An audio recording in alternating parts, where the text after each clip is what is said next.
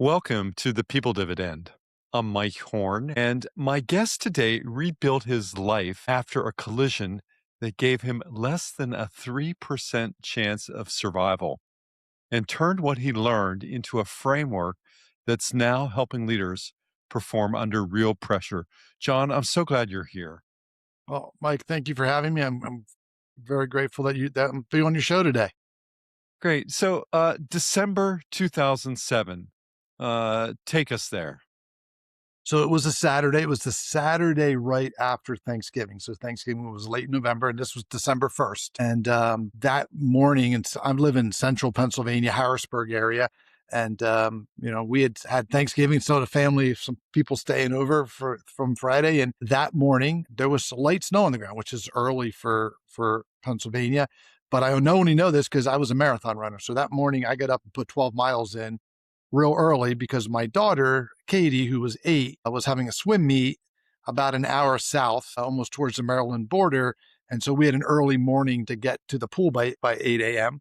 And so we basically told my son, who was 4, that if you could make it through the swim meet with us, we would go get a Christmas tree when the swim meet was over. So this swim meet was down in Mercersburg, Pennsylvania, which is James Buchanan High School, an indoor swimming at this time of year for sure.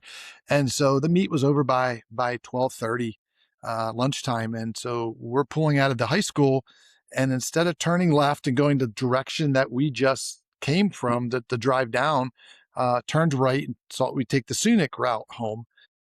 Route 16 down there is a 55-mile undivided country road. So no median, no divider. About 20 minutes after we left the school, driving on a straightaway, and a car coming the other direction crossed the center line. And we went driver to driver. There were no skid marks on the road because nobody hit their brakes. And the police report would estimate the impact speed to be 125 miles an hour. So they estimated we were doing 55 and he was doing 70 in the combined speed. That other driver was pronounced dead immediately at the scene of the accident. My wife at the time was in the front passenger seat, unconscious, broken hand, broken foot, broken ribs, a broken collarbone from the seatbelt. My 4-year-old son was sitting in a booster seat behind me, and my seat came back into him and broke his fibula and tibia in his left leg. And then the lap belt of his booster seat severed his small intestine. And he was unconscious. And so my daughter, Katie, the one who was swimming in the swim meet, was the only one in the car who was conscious. And first responders would find her actually crawling between the front seats, crying, "Daddy, don't die." So I was the most injured. Like I said, we went driver to driver. And as you mentioned, I was given a 3% chance. That was primarily because I was bleeding to death. So my spleen ruptured, my diaphragm ruptured. My left lung completely collapsed and my right lung partially collapsed. And the fact that I was a marathon runner at the time, had something to do with the fact that I saved my life, because I went over an hour and a half with only half of a lung.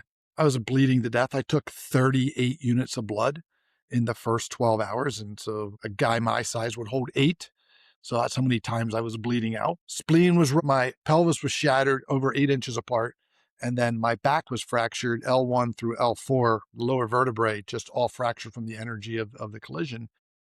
And so I was flown with my son to Penn State Medical Center, which is in Hershey, Pennsylvania. So State College is where the university is, but their medical school is in Hershey Chocolate. And so that was the closest transport, helicopter, and trauma center to get my son and I to. And I would spend 18 days in a coma. By the time I came out of the coma, my family was home. My son spent 15 days in the hospital as a 4-year-old, my wife a few days, and my daughter just a day. So by the time I came out of the coma, I knew my family was alive. I knew they were injured, but I knew they were going to be okay. The police report was done, and I knew at that point it wasn't my fault, because that was a big question. Did I cause this? That, they know that the other driver was distracted, no drugs or alcohol, was on a cell phone, Mm. and talking to his fiance, and they had a 3-month-old baby boy.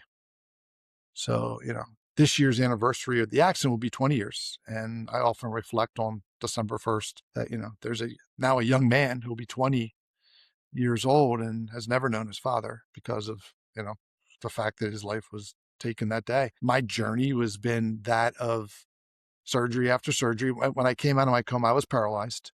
I was told I'd never walk again.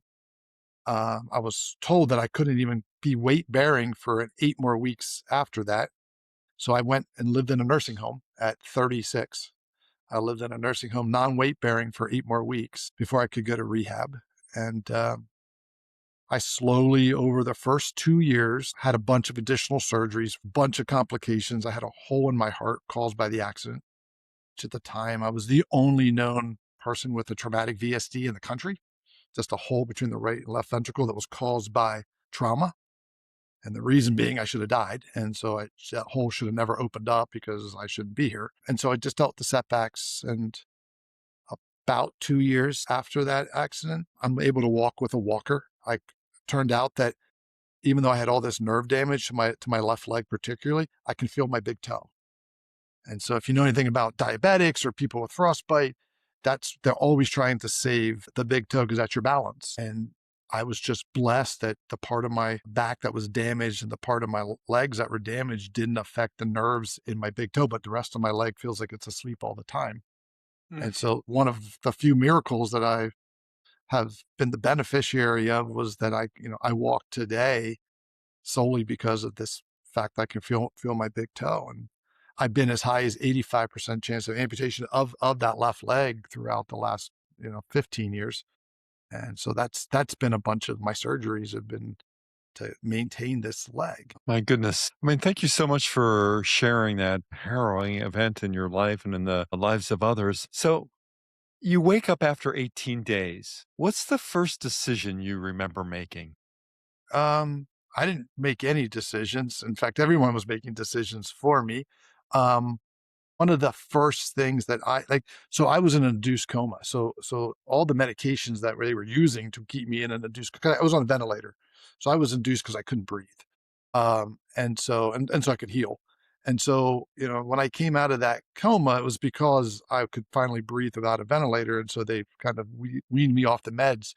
So like, I have a book called The Upside Down, and the first two chapters are really my memories, but they're all hallucinations. They're all either out of body experiences. They're either experiences related to how I saw my room and the people who came to see me. But again, I was on a tremendous amount of drugs just for the pain alone, plus this medications that they use to keep me induced in a coma. But I think, the first one was my family okay? Like that was the very first thing I remember asking, which again, by that point they were home. So the nurses could tell me everyone was hurt, but everyone's okay and they're going to be okay. And I think the second real question I wanted to know was it my fault? Did I do this? Did I cause this? And again, the police report 18 days later was already done and they had determined he crossed the center line and was distracted. But those are the first two. The decision that I went to the nursing home, for instance, that was really my parents, my wife, and my brother who really played a role in determining where I was going to go because the hospital wasn't going to keep me.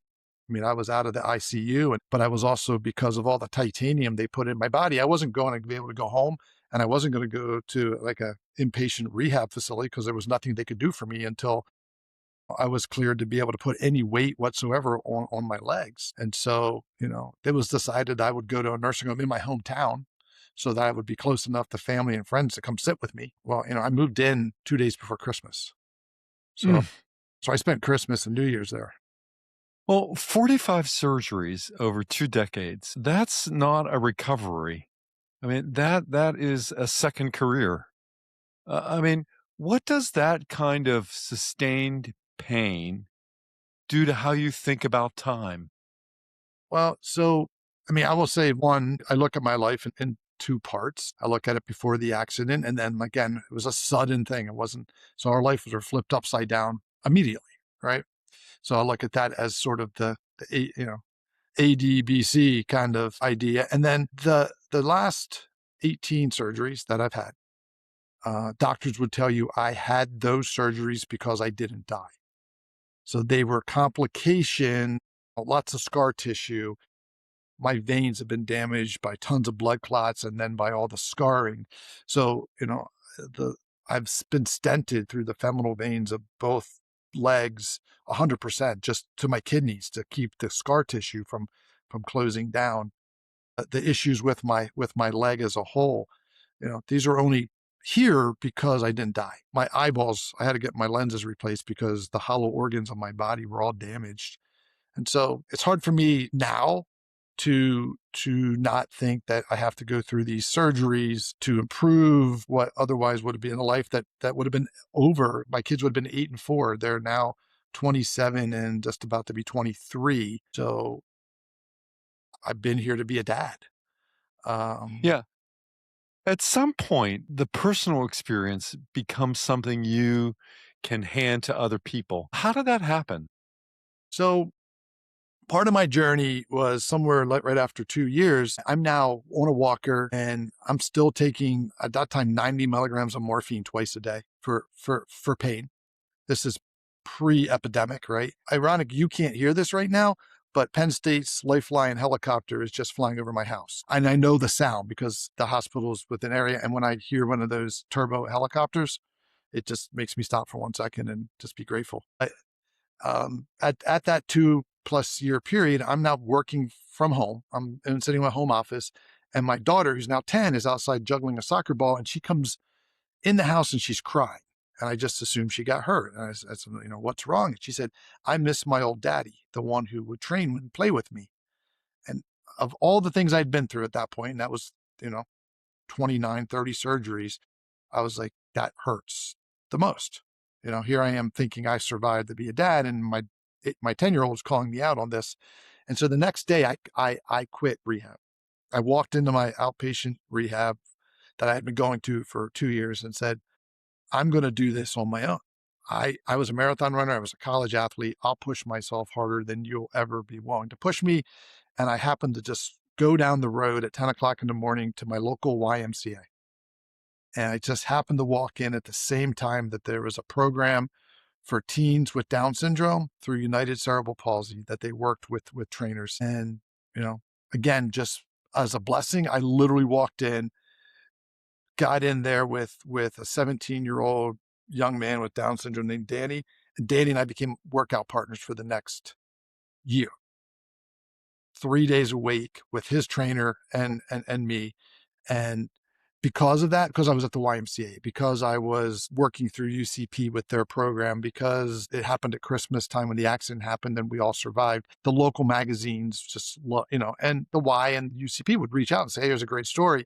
And so it started to be kind of in the local area magazines and newspapers about my story. And then Penn State would call me in to, again, big supporter of what they did. They saved my life.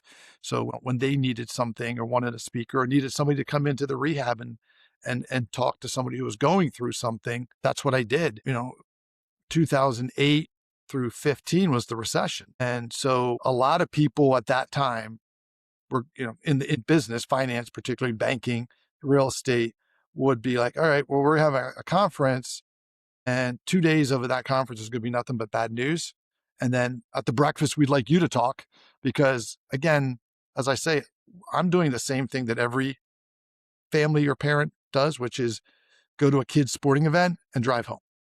I'm not a first responder. I always say I'm not a BMX motocross. Like, I'm doing nothing particularly dangerous or out of the ordinary or risky. And our family's life is turned upside down. So I think most people, particularly people who have children, can say, that could have been me, right? And here's a guy who's out here rebuilding constantly, trying to deal with setbacks. And maybe it's important for our people at our business to hear that, whatever is going on in our industry right now could be worse for these people. And that kind of snowballed into, bigger stages and bigger opportunities. And because I was doing all that working out, and again, the workout for me became more about pain I could control versus pain I couldn't control. So working out Mhm. for me became something I had some control over. And I lived with a lot of chronic pain. I had to go to eventually make the choice to get off narcotics of my own because my pain management doctors back then weren't pushing it.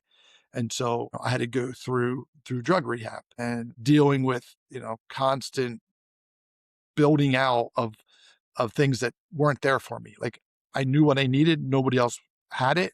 So I just kept experimenting on figuring out how to do it. And eventually that led to like me becoming a guy who used to be a thin marathon runner into a pretty strong guy, and then starting to do what's obstacle races. So Spartan race is one, and getting sponsored by Reebok to do those types of things again with the same idea that, you know, if this guy who's now had 38 surgeries and been through all this is coming out here to do this race, I don't have an excuse. So let me train, or let me, come do this race with him, and, and we'll run it together. And so there was a lot of that for a couple years where, you know, I was just out there trying to be an example of what you can do if you just put your mind to it. And then after that, it became a lot more about, the writing, the coaching, the realization that what I was going through could also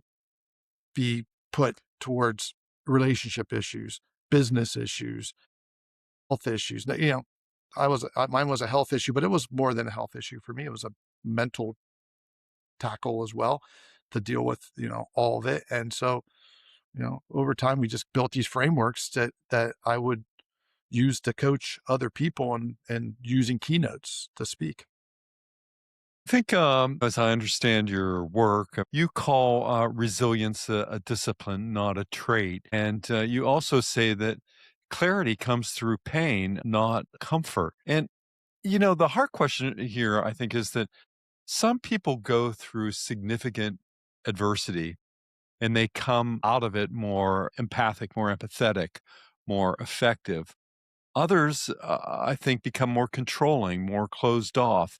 What determines which direction someone goes? So I think so I have 8 pillars, and number 7 is one of my most crucial, and it's called falling in love with the process. And I think that's the answer to a lot of challenges. You can goal set, right? And have an actionable plan. But in the end, I think the people who actually fall in love with the process of what they're going through, not so result driven, ultimately make those better strides, because goals are great, but you have no control over how long it's going to take to get there, right? You have no control necessarily on the setbacks that could come along that are outside of your control. But if you have a process that you love, the process is always there. If you get up every day excited about the process and not about achieving the goal, then you put yourself in a position to have a win every day. Maybe you're not 100%. I never have 100% day that often. And some days it's 10 or 20%. And I'm still happy about the 10 or 20% that I was able to contribute that way to the process. Goals are fleeting. I mean, we're constantly trying to move the goalposts if you love the process. And John, when a leader comes to you genuinely stuck, and I don't mean stalled, but I mean stuck, where do you start? Commitment. We start with commitment. Commitment isn't motivation. Motivation can get you started, but motivation fades. And so I often talk like, are you actually committed? And I'll use a little bit of a coaching. I call it the ready frame. And so, we're looking at everything from evaluating your situation, and then, ending with, the reality that you have to be able to yield a little bit. And because it's not a straight line. If you look at my recovery over a 20-year period of time, from a mile high perspective, it looks like a straight up growth. But reality is, on some of those years, I was worse than I was the year before. And so when I'm talking to somebody, the first thing we talk about is really commitment. Are you actually committed to it versus, saying it, or having other people tell you that you should be? And then the second one is really about the real source of your problems. Ironically, and I learned this for myself many times over, we come up with a bunch of reasons why we're not getting what we want, or we're not moving in the direction we want to be in. I would argue that almost exclusively, you could give me 6 of them and I could get us down to 1. And it's usually one that's related to something you just are choosing not to do. Sometimes it's a time management issue, like you're just not managing your time properly. And when you start to put that in place, 3 or 4 of your problems just start to disappear pretty quickly. So that's where I start with them. And we can spend hours on those two alone. And I've had people that we've got to commitment and be like, it's not your time. Doesn't mean you're not ready. You know, you might feel like it, Mhm. but right now you don't have the other resources around. You don't have the support of a spouse or an employer. Like you don't have the parts right now. And you have to be okay with that too. Doesn't mean you can't come back to it. Yeah. And second to the last question for a senior leader, John, who's carrying some real pressure right now, probably not talking about it. What's the one thing you'd want them to walk away with? Again, I get this benefit of getting to talk to a bunch of Division III college athletes as well.